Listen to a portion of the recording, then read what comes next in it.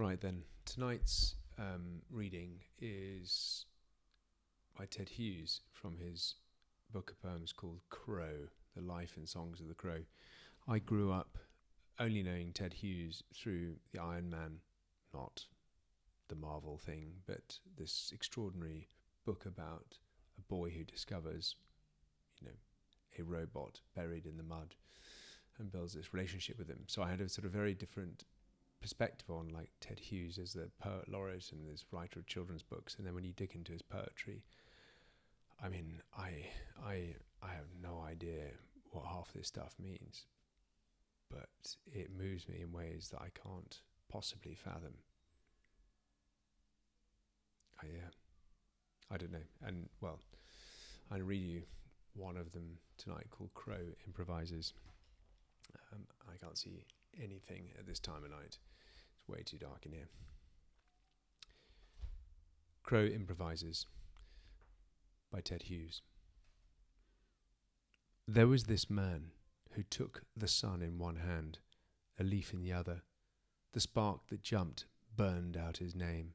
So he took his lavender bag ancestors under one arm and his twisting dog under the other. The spark that flashed thump fused his watch of all things and left a black orifice instead of a time sense. So he took the battle of the Somme in one hand and a sleeping tablet in the other.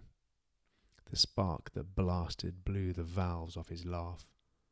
So he took the humane killed skull of a horse in one hand and a baby's fairy bait molar in the other. The spark that bang burned out his weeper. So he leaned one hand on a gravestone with his Jolly Roger in the other. The spark that clouted cloaked him all in iguana. So he rested a dead vole in one hand and grasped relativity in the other. The spark that gored through gouged out his wordage. So in one hand he caught a girl's laugh, all there was of it. In the other, a 7-year honeymoon, all that he remembered. The spark that crashed through coked up his gonads. So in one hand he held a sham dead spider, with the other he reached for the Bible. The spark that thunderbolted blanched his every whisker. So he took his birth sneeze in one hand and his death chill in the other, and let the spark scour him to ashes.